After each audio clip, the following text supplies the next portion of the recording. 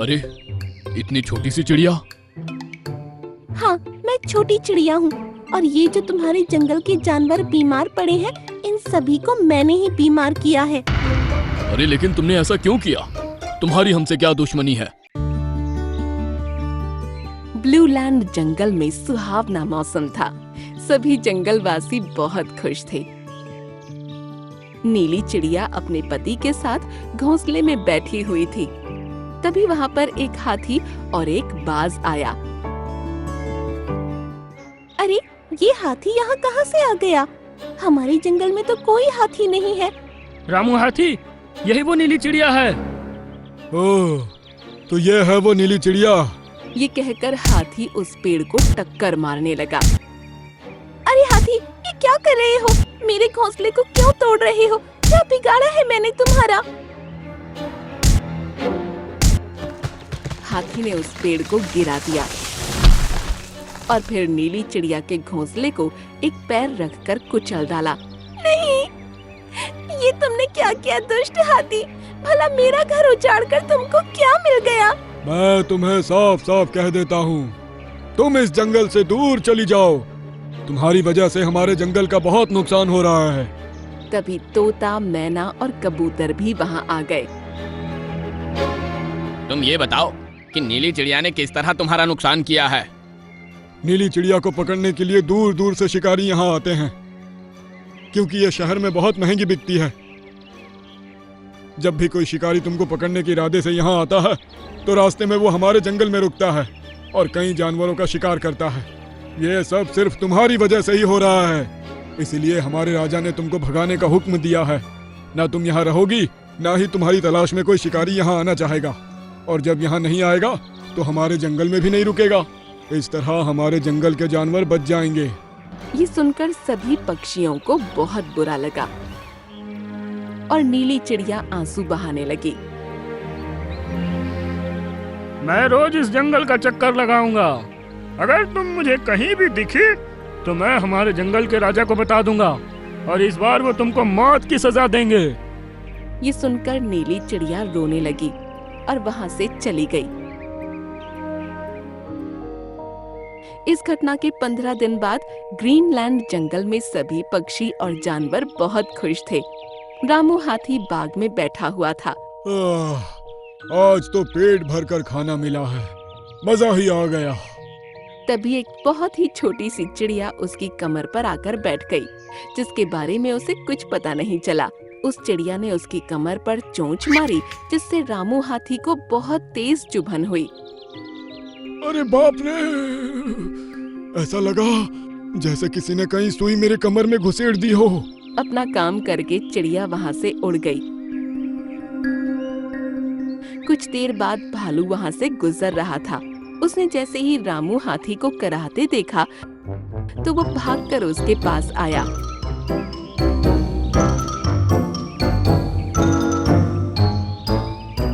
अरे रामू हाथी, क्या हो गया तुमको? तुम बहुत बीमार दिख रहे हो और तुम्हारी कमर तो नीली पड़ने लगी है। कहीं तुमने कोई जहरीली चीज तो नहीं खाई ना? नहीं, मैंने कुछ नहीं खाया था दोस्त। मैं अभी शेर खान को बुलाकर लाता हूँ। हो सकता है इसके बारे में उन्हें कुछ पता हो। ये कहकर भालू वहाँ से चला गया। अभी कुछ देर चला ही था कि वही छोटी चिड़िया आई और उसने उसके कंधे पर चोंच मार दी।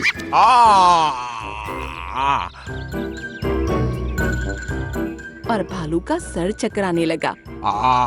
ये मुझे क्या हो रहा है?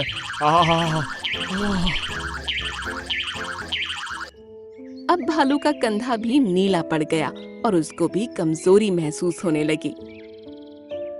कुछ देर बाद ही जिराफ तालाब से पानी पीकर वापस अपने घर को जा रहा था, लेकिन उसके ऊपर भी वही छोटी चिड़िया आकर बैठी और उसने जिराफ की गर्दन पर चोंच मारी।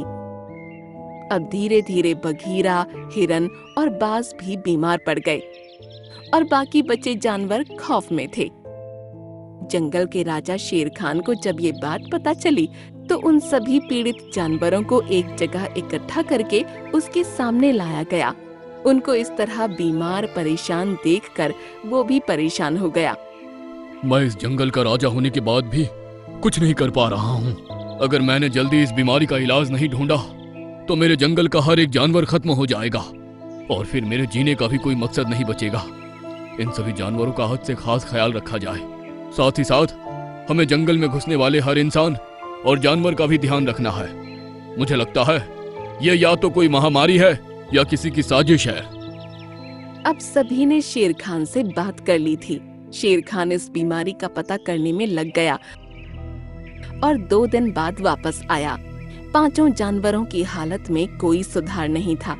सभी शेर खान को आशावान निगाहों से देख रहे थे। वही छोटी चिड़िया भी एक पेड़ पर छिपी सबको देख रही थी। मुझे लगता है कि अब मुझे दूर दूर के जंगलों में जाना पड़ेगा। इस बीमारी के बारे में आसपास के जंगलों में भी कोई जानकारी नहीं मिली। तभी वो छोटी चिड़िया सबके सामने टीले पर आकर बैठ गई। अरे, इतनी छोटी सी चिड़िया? हाँ, मैं छोटी चिड़िया हूँ और ये जो तुम्हारे जंगल के जानवर बीमार पड़े हैं, इन सभी को मैंने ही बीमार किया है। अरे लेकिन तुमने ऐसा क्यों किया? तुम्हारी हमसे क्या दुश्मनी है? याद करो, कुछ दिन पहले आपके इस रामू हाथी और बाज ने ब्लू लैंड जंगल की नीली चिड़िया का घर तोड़ा था और उसको वहाँ से जाने पर मजबूर कर दिया था। वो तो मैंने राजा के कहने पर किया था। अपनी मर्जी से मैं ऐसा कुछ नहीं करना चाहता था। राजा के कहने पर किया था, लेकिन वो गलत था। मैं उसी नीली चिड़िया की बच्ची हूँ। उस वक्त मैं एक तरफ छिपी हुई थी, सब कुछ देख रही थी और मैंने ठान लिया था कि मैं मेरी माँ के अपमान का बदला जरूर लूंगी। तुम्हारे हुक्म की वजह से मेरी माँ एक पहाड़ी पर रह रही है, जहाँ उनको बहुत परेशानी हो रही है। लेकिन अब तुमको परेशान देखकर मुझे बहुत अच्छा लग रहा है। जन्म से ही मेरी चोंच में एक शक्ति थी, इसमें से बहुत ही असरदार जहर निकलता था। मैंने उसी का फायदा उठाकर इन सभी को जहर चढ़ाया। ये सुनकर सभी जानवर उसको अजीब निगाहों से देखने लगे और फिर शेर खान बोला, तुम्हारी माँ को जंगल से निकालने का हुक्म मेरे बड़े भाई ने दिया था। जब मुझे इस बात का पता चला तो मैंने यहाँ आकर उसको इस जंगल से निकाल दिया और अब मैं यहाँ राज करने लगा। तुम्हारी माँ के साथ उसने जो कुछ भी किया था, हमने उसकी सजा उसको पहले ही दे दी है। ये सुनकर छोटी चिड़िया को बहुत बुरा लगा। मुझे माफ करना, मैंने बदले की आग में जलते हुए आपको बेवजह परेशान कर दिया। अब बताओ, तुम्हारी चोंच से निकले जहर का असर इन जानवरों पर से कैसे खत्म होगा? इसका इलाज सिर्फ मेरी माँ के पास है। अगर वो अपनी चोंच इन जानवरों को सिर्फ छू देंगी तो मेरा जहर उतर जाएगा और ये ठीक हो जाएंगे। मैं अभी उनको लेकर आती हूँ। छोटी चिड़िया करीब 2 घंटे के अंदर अपने माँ बाप के साथ वहाँ आ पहुँची। नीली चिड़िया, तुम्हारे साथ हमारे पिछले राजा ने जो किया था उसके लिए हम तुमसे माफी चाहते हैं। कृपया करके मेरे जंगल के सभी जानवरों को ठीक कर दो। ये सुनकर नीली चिड़िया ने एक एक करके सबके शरीर पर अपनी चोंच का स्पर्श दिया और सभी जानवर के नीले पड़े घाव ठीक हो गए। उन सभी को सही सलामत देखकर सभी खुश हुए और शेर खान ने भी चैन की सांस ली।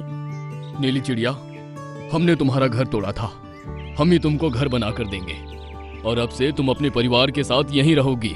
क्यों, मैंने ठीक कहा ना छोटी चिड़िया? इस पर छोटी चिड़िया खुश होते हुए बोली, जी शेर खान, मुझे भी आपके जैसे राजा की प्रजा बनने पर खुशी होगी। उस दिन से नीली चिड़िया का परिवार भी उसी जंगल में खुशी खुशी रहने लगा और उसकी परेशानी के दिन खत्म हुए। प्यारे बच्चों, परेशानी आने पर हमें उसका डटकर मुकाबला करना चाहिए। दूसरों को दोषी ठहराकर उनके साथ कुछ भी बुरा नहीं करना चाहिए। तुम्हारी हिम्मत कैसे हुई मुझ पर बैठने की? मीनू चिड़िया डरते हुए बोली, कौन हो तुम? जिस पेड़ पर तुम बैठी हुई हो, मैं वही पेड़ बोल रहा हूँ और मेरी डाल पर अच्छी चिड़ियों का बैठना मना है। जंगल में कई दिनों से भारी वर्षा हो रही थी। इस बात से चिंतित होकर चिड़ियों की रानी हेमा चिड़िया ने सभी चिड़ियों की मीटिंग बुलाई। जंगल में लगातार 1 महीने से वर्षा हो रही है। मुझे नहीं लगता कि वर्षा हाल फिलहाल रुकेगी। आप सही कह रही हैं चिड़ियों की रानी। भयंकर वर्षा ने लगभग सभी चिड़ियों के घोंसले भी तोड़ दिए हैं।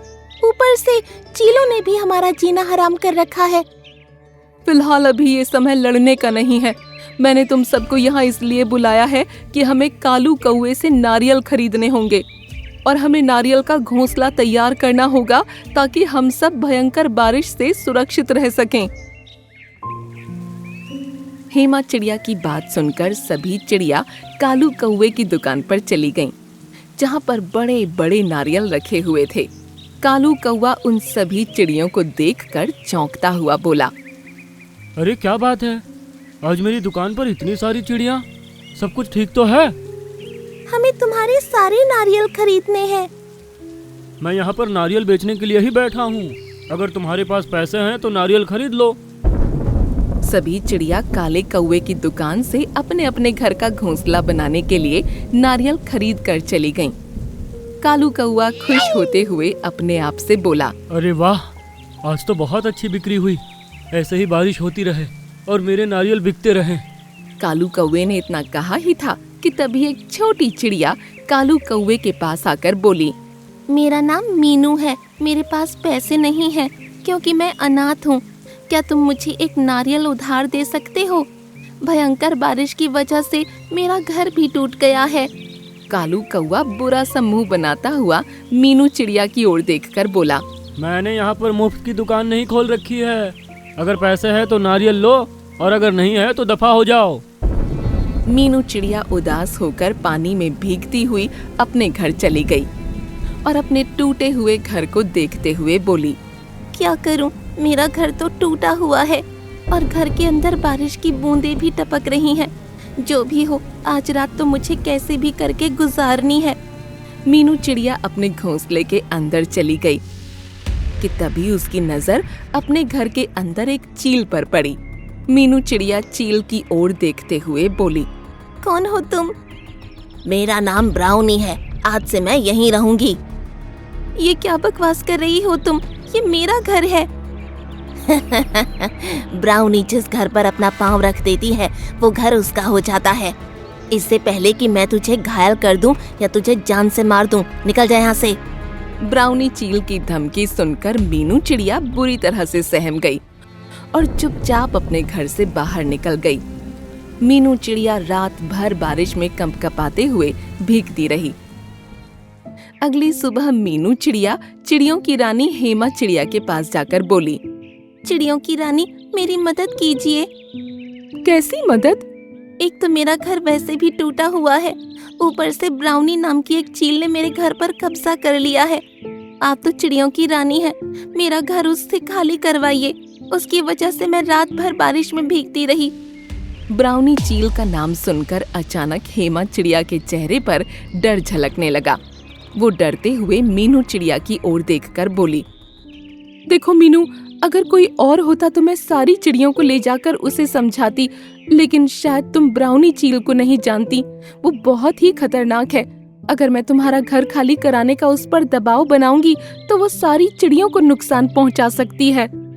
तो फिर मैं कहाँ रहूंगी? देखो मीनू, पिछले 1 महीने से जंगल में लगातार वर्षा हो रही है। सभी चिड़िया बहुत ज्यादा परेशान हैं। तुम जब तक अपना कोई ना कोई ठिकाना तलाश लो। जब तक कि आप मुझे अपने घर में पनाह दे सकती हैं।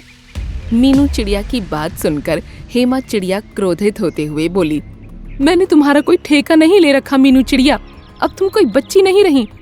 इतना बोलकर हेमा चिड़िया वहाँ से चली गई। मीनू चिड़िया की आंखों में आंसू निकल आए और वो चुपचाप वहाँ से चली गई। मीनू चिड़िया एक पेड़ पर बैठकर रोते हुए अपनी माँ को याद करते हुए बोली, माँ, काश तुम जीवित होती तो आज मेरा ये हाल ना होता। इस जंगल में अनाथ चिड़िया का हाल भी कोई नहीं पूछता। अब मैं कहाँ जाऊंगी? मीनू चिड़िया काफी देर तक रोती रही। अगले दिन थक हार कर मीनू चिड़िया हर चिड़िया के घर पर मदद मांगने के लिए दरवाजा खटखटाने लगी, मगर किसी भी चिड़िया ने उसे अपने घर पर रखने से इनकार कर दिया। थक हार कर मीनू चिड़िया बारिश में भीगते हुए एक घने वृक्ष की मोटी डाल पर बैठ गई, जहाँ पर बारिश की बूंदें नहीं टपक रही थीं। ये वृक्ष तो बहुत ही ज्यादा घना है। जब तक बारिश बंद नहीं हो जाती तब तक मैं यहीं पर अपना बसेरा बना लेती हूँ। तभी अचानक वृक्ष का रंग लाल हो गया। ये देखकर मीनू चिड़िया बुरी तरह से घबरा गई। अरे, इस वृक्ष का रंग तो लाल हो गया। ये किस तरह का वृक्ष है? तभी मीनू चिड़िया के कानों में एक भारी आवाज टकराई। तुम्हारी हिम्मत कैसे हुई मुझ पर बैठने की? मीनू चिड़िया डरते हुए बोली। कौन हो तुम? जिस पेड़ पर तुम बैठी हुई हो, मैं वही पेड़ बोल रहा हूँ। मैं एक जादुई पेड़ हूँ और मेरी डाल पर अच्छी चिड़ियों का बैठना मना है। मैं तुम्हारी बात का मतलब नहीं समझी। इस पेड़ पर वही बैठता है जिसके दिल में दूसरों के प्रति नफरत होती है, लेकिन तुम तो एक कमजोर चिड़िया हो। तुमने सही कहा, मैं वाकई एक कमजोर चिड़िया हूँ। इतना बोलकर मीनू चिड़िया फूट फूट कर रोते हुए सारी घटना जादुई पेड़ को बताने लगी। अगर तुम चाहो तो मैं तुम्हें शक्तिशाली बना सकता हूँ। तुम उन सब से अपना बदला ले सकती हो जिन्होंने तुम्हारे ऊपर कोई ध्यान नहीं दिया। क्या तुम शक्तिशाली बनना चाहती हो? अचानक मीनू चिड़िया के मन में सभी चिड़ियों के प्रति क्रोध उमड़ने लगा। हाँ, मैं उन सब से बदला लेना चाहती हूँ। ठीक है, तो फिर मैं तुम्हारा आकार इतना बड़ा कर दूंगा कि हर चिड़िया तुम्हें देखकर घबराने लगेगी। लेकिन तुम्हें एक वादा करना होगा, तुम्हें हर चिड़िया का घर तोड़ना होगा। मुझे मंजूर है। मीनू चिड़िया ने इतना कहा ही था कि तभी अचानक मीनू चिड़िया का आकार बहुत बड़ा हो गया। उसे अपने अंदर एक अद्भुत शक्ति का एहसास होने लगा। वो क्रोधित होती हुई सीधे अपने घर चली गई। उसके घर के बाहर ब्राउनी चील आराम से बैठी हुई बारिश का आनंद ले रही थी। इतनी बड़ी चिड़िया को देखकर ब्राउनी चील घबराते हुए बोली। कौन हो तुम? इतने बड़े आकार की चिड़िया तो मैंने कभी नहीं देखी। मैं वही हूँ जिसे तुमने अपने घर से धमकी देकर निकाल दिया था। इतना बोलकर मीनू चिड़िया ने ब्राउनी चील के ऊपर अपनी चोंच से हमला कर दिया। ब्राउनी चील घायल होकर चीखती हुई नीचे गिर गई। इस चील को घायल करने के बाद तो मुझे अद्भुत आनंद आ रहा है। अब मैं सबके नारियल के घर तोड़ दूंगी, क्योंकि किसी ने भी मुझे अपने घर में पनाह नहीं दी थी। इतना बोलकर मीनू चिड़िया क्रोधित अवस्था में सारी चिड़ियों के नारियल के बने हुए घर तोड़ने लगी। वो सभी चिड़िया मीनू चिड़िया को देखकर बुरी तरह से घबरा गईं और डरते हुए चिड़ियों की रानी हेमा चिड़िया के पास जाकर सारी घटना उसे बताने लगीं। गलती मेरी है। जिस वक्त मीनू चिड़िया मुझसे मदद मांगने आई थी, उस वक्त मेरा मूड थोड़ा सा खराब था। मैंने उस बेचारी को यहाँ से भगा दिया। जरूर मीनू चिड़िया उस घने वृक्ष के ऊपर बैठ गई होगी जो बुराई का वृक्ष है, और किसी के भी मन में नफरत और बुराई भर सकता है वो पेड़। वो एक जादुई पेड़ है। गलती सिर्फ तुम्हारी नहीं बल्कि हम सबकी है। बेचारी मीनू चिड़िया तो हम सबके पास मदद मांगने आई थी, मगर हम में से किसी ने उसकी मदद नहीं की। उस जादुई पेड़ ने मीनू चिड़िया के दिल में हम सबके लिए नफरत भर दी है। हमें बस उसके मन में प्यार जगाना होगा, उसके बाद सब कुछ सही हो जाएगा। इतना बोलकर हेमा चिड़िया उड़ती हुई मीनू चिड़िया को तलाशने लगी। तभी उसकी नजर मीनू चिड़िया पर पड़ी, जो गुस्से में बैठी हुई थी। हेमा चिड़िया उसके पास जाकर बोली, ये सब बंद कर दो मीनू चिड़िया। अच्छा हुआ तुम जो मेरे पास आ गई। सिर्फ तुम्हारा ही घर बचा है तोड़ने के लिए। मैं जानती हूँ तुम्हारे साथ हम सभी ने बहुत बुरा किया। हम सबको अपनी गलती का एहसास है। तुम भले ही हमें जान से मार दो, लेकिन अपने दिल में बुराई मत पनपने दो। हमें माफ कर दो। नहीं, मैं तुम्हें माफ नहीं करूंगी। मीनू, मैं तुम्हारी माँ को भी जानती थी। वो बहुत अच्छी थी। अगर आज तुम्हारी माँ होती और वो तुम्हें इस हाल में देखती तो सोचो उन्हें कैसा लगता। अपनी माँ की याद आते ही मीनू चिड़िया भावुक हो गई और रोने लगी। कुछ ही देर में मीनू चिड़िया का आकार सामान्य आकार में परिवर्तित हो गया। मुझे माफ कर दो चिड़ियों की रानी। बदले की आग ने मुझे अंधा कर दिया था। मैंने अपने ही लोगों को नुकसान पहुंचाया। कोई बात नहीं, गलती हर किसी से होती है। चलो हमारे साथ। आइंदा उस जादुई वृक्ष पर मत बैठना। चिड़ियों की रानी मीनू चिड़िया को अपने साथ ले आई और उसकी परवरिश अपनी बेटी की तरह करने लगी। मीनू चिड़िया उस दिन से चिड़ियों की रानी के पास ही रहने लगी।